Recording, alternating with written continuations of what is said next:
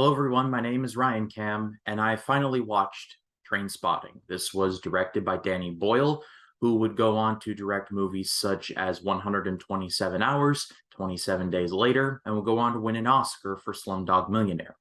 And it starred Ewan McGregor and Johnny Lee Miller, among others, and it was released in 1996. It tells the story of a group of friends, though the main character is named Renton, played by McGregor.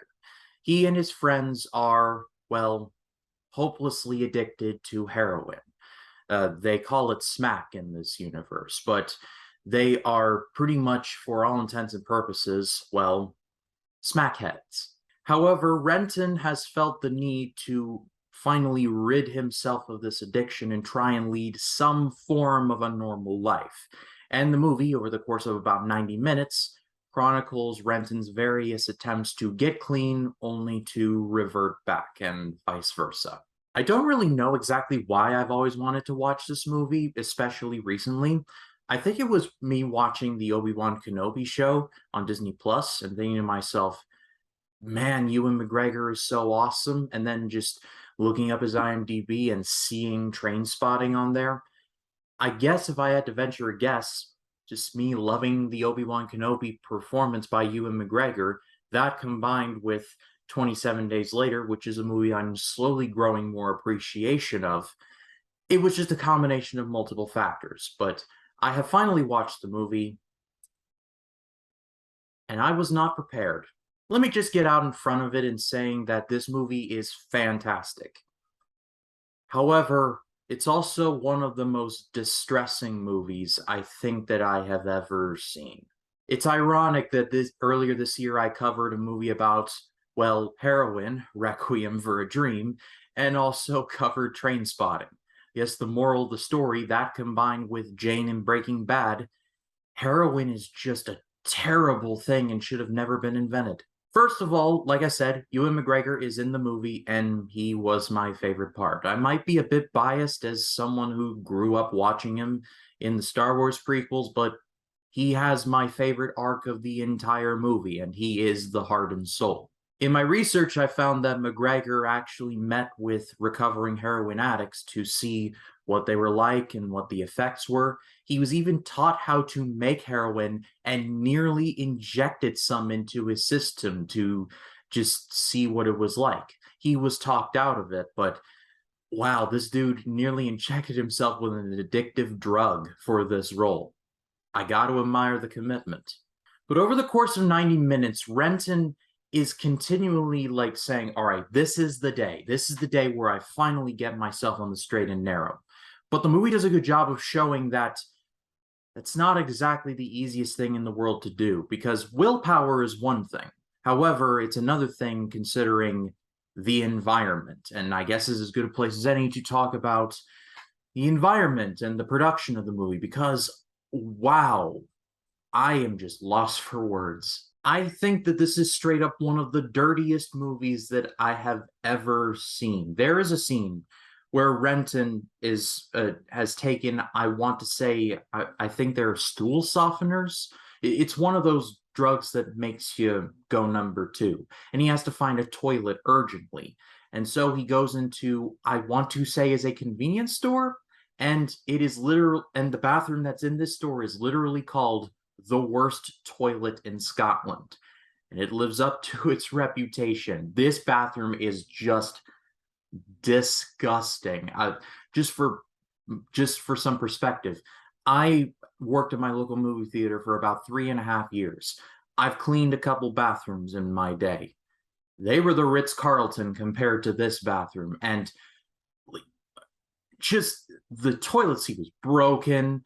The chain to flush it was just broken. The water just, oh, I'm giving myself the chills just thinking about it. And Renton literally sticks his entire self in there too, and I think this was a hallucination, to get these like softeners out of this big old lake, and he sticks his head up out of this toilet. And I'm just sitting there like, you need like one of those radiation showers. Because I'm sure, like, I would rather go to the bathroom in Chernobyl than in there.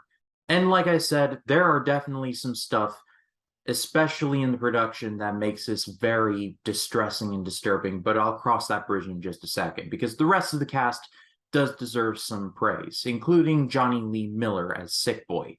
I remember seeing him as the Sherlock Holmes in the CBS show Elementary, the American version, and I've always enjoyed his work. But here, this is some of the best work I've ever seen from him. Diane is a woman that I recognized at first, but I was like, wait, who? Where have I seen her before? And it turns out she's in Boardwalk Empire. I'm currently watching that with my mom right now, and she is actually Mrs. Schroeder from Boardwalk Empire. So it's nice to see that she's still getting work. Ewan Bremner is really good as Spud, and I felt really sorry for him. And then there's Begbie, played by Robert Carlyle.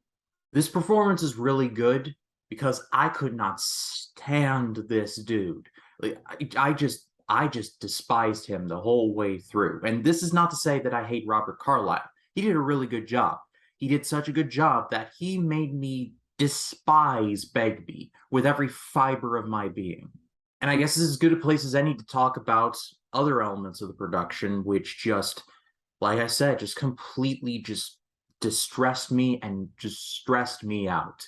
This movie portrays like heroin addiction is just like a fate worse than death, and they're like, oh, it's better than living the life outside. But there are some scenes where I was just like, are you sure about that? One of my one of my favorite scenes, and by favorite I mean like least favorite because I was just on pins and needles throughout, is when Renton, after he is arrested and is released on the benefit of him still going to rehab. It's a suspended sentence, though Spud ends up getting sent away. But literally after his court date, Renton goes, buys some heroin, and takes it. And this entire sequence is just crazy. He is lying like face down, not face down, but face up on this carpet. And as he is taking the drug, he lays back and the carpet just has him sink into the floor. And the song playing is I can't remember the exact song, but it's like, oh, it's such a perfect day. I can't wait to share it with you. That song, I'm sure you all know the song I mean. But Renton is just overdosing, and the camera is looking up as if we're Renton's perspective. It's looking up through the carpet and looking up, and the dealer's like, oh shoot, he's ODing. And so he like calls a cab for him, sends him to the hospital, not even sending him off with goodwill, just like throwing him away like piece of meat. And the nurse is there and she just like, oh, give him the antidote and sticks him. And Ren's like, oh! And it just like wakes up and it's just like, y'all, this man nearly died and you're treating this like it's a normal thing. This ain't normal. And then Renton's parents pick him up and they basically make him go cold turkey. And some of the hallucinations that Renton goes through, sweet Jesus, that was just terrifying. Especially because earlier in the movie, one of the smackheads who has a baby as this at the start of it, the baby ends up dying. And it's just that entire scene was just that just took me out for a few minutes. But Renton sees like the baby on his ceiling and seeing like his friend Tommy, who's another smackhead, Spud in jail, his parents coming in being like, oh, you're a smackhead, son, you need to go cold turkey, in a Scottish accent, but you get my point. And Renton's just freaking out, and Renton is just screaming at the top of his lungs like, I need another hit, I need a hit. I didn't think I would be getting PTSD from this movie, but I did.